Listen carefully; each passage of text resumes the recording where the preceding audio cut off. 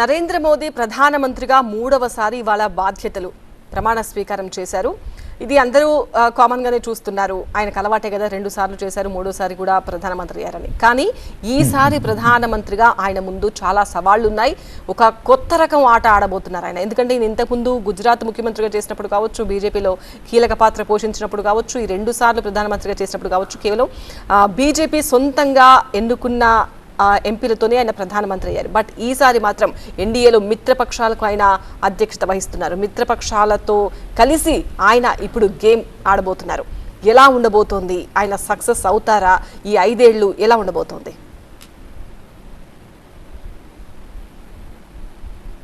ఈ 5 ఏళ్ళు ఒక స్టేబుల్ గవర్నమెంట్. భారతీయ జనతా పార్టీకి 63 సీట్లు తగ్గాయి. ఉత్తరప్రదేశ్, వెస్ట్ బెంగాల్, రాజస్థాన్, మహారాష్ట్ర, కర్ణాటకలో కూడా మాకు తగ్గాయి. వీటన్నిటినీ మా వాళ్ళు ఆత్మ పరిశీలన చేసుకుంటారు ఖచ్చితంగా. ఏ రాజకీయ పార్టీని ఆత్మ పరిశీలన చేసుకోవాలి. అందులో భారతీయ జనతా పార్టీ చాలా లోతుగా విచారిస్తుంది. ఏమి జరిగింది, ఎక్కడ ఏ పొరపాటు జరిగింది, ఆ పొరపాటును ఏ విధంగా అధిగమించాలి. అరే 2 సీట్ల నుంచి మేము ఈరోజు 3వసారి ప్రధానమంత్రి అయ్యాం మేడం. 2 లోక్సభ సీట్లు, అందులో ఒకటి ఆంధ్రప్రదేశ్ నుంచి, ఒకటి గుజరాత్ నుంచి.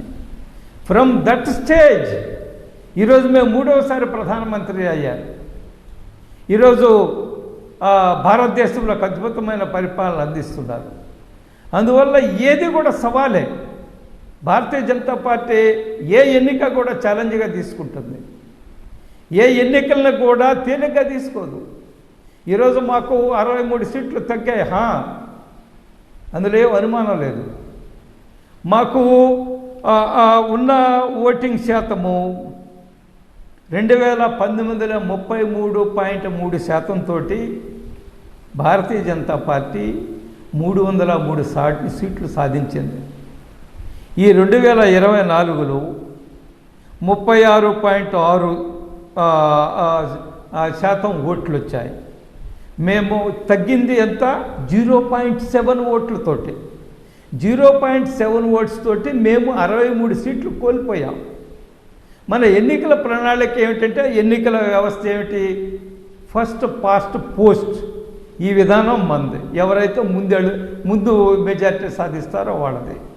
కాబట్టి 0.7 ఓట్స్ తోటి మేము 63 సీట్లు కోల్పోయాం. అండ్ మీకు అందరికీ ఒక ఆశ్చర్యకరమైన విషయం చెప్తాను నేను. ఇప్పుడు మాకు 2019లో 22.9 కోట్ల ఓట్లు వచ్చాయి. 22.9 కోట్లు. ఈరోజు 23.5 కోట్లు, 59 కోట్ల, 23.59 అంటే 23.59 లక్షల ఓట్లు వచ్చాయి. మాకు 2019 కంటే 2024లో 68,97,000 ఓట్లు ఎక్కువ వచ్చాయి మేడం 2019 కంటే. కాబట్టి ప్రజలకు మా పట్ల విశ్వాసం పెంచుకున్నారా లేదా? ఇన్ టర్మ్స్ ఆఫ్ సీట్స్ మేము తగ్గాము. బట్ ఇన్ టర్మ్స్ ఆఫ్ ఓట్ల విషయంలో మేము 68,97,000 ఓట్లు 2019 కంటే ఎక్కువ సాధించాం.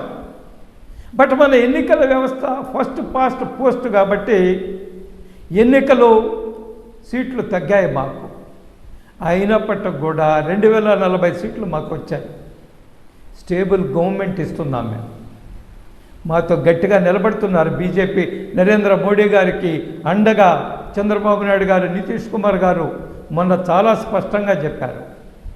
కాబట్టి ఈ స్టేబుల్ గవర్నమెంట్ 5 సంవత్సరాల్లో ఖచ్చితంగా మేము అభివృద్ధి సాధిస్తాం, దేశం కోసం పనిచేస్తాం, దేశాన్ని ముందుకు తీసుకుపోతాం, దేశాన్ని ప్రపంచంలోనే ఒక గొప్ప దేశంగా, 3వ ఆర్థిక శక్తిగా. ఇప్పుడు మనం 2014లో మోడీ గారు అధికారానికి వచ్చేటప్పటికి భారతదేశము ప్రపంచంలో 11వ ఆర్థిక శక్తి. ఈరోజు 2024లో 5వ ఆర్థిక శక్తిగా ఉన్నాం. $5 ట్రిలియన్ ఎకనామీగా తయారు చేయాలని. ప్రపంచంలో 3వ అత్యున్నత ఆర్థిక శక్తుల రాజకీయ దేశాల్లో ఈ యొక్క 5 సంవత్సరాల్లో భారతదేశం కూడా ఒకటి కాబోతుంది. మన తలసరి ఆదాయం పెరిగింది. గత 5 సంవత్సరాల్లో భారతదేశంలో 25 కోట్ల మంది పేద ప్రజలు పేదతనాన్ని బయటకు వచ్చారు. అబౌవ్ పావర్టీ లైన్ నుంచి బయటపడ్డారు. ఇది మనం చెప్పింది కాదు, ప్రపంచ ఆర్థిక సంస్థలు చెప్పారు. భారతదేశంలో 25 కోట్ల మంది ప్రజలు పేదతనాన్ని బయటకు వచ్చారు. కాబట్టి రాబోయే 5 సంవత్సరాల్లో ఈ దేశంలో పేదతనాన్ని నిర్మూలించాలా, ప్రతి ఒక్కరూ తమ కాళ్ళ మీద తాము నిలబడాలా, గర్వంగా నిలబడాలా. అందరి గర్వమే భారతదేశం యొక్క గొప్పతనము. సాధారణ ప్రజల గర్వంగా ఈ దేశం నాది, దేశం కోసం పనిచేస్తానని సాధారణ ప్రజల గర్వంగా ఎప్పుడైతే భావిస్తారో భారతదేశం గొప్ప దేశం అవుతుంది. ప్రపంచానికి ఆదర్శంగా భారతదేశం నిలబడుతుంది. నరేంద్ర మోడీ గారి నాయకత్వంలో భారతదేశం ప్రపంచానికి దిక్సూచి కాబోతుందనే విషయంలో ఎటువంటి అనుమానం.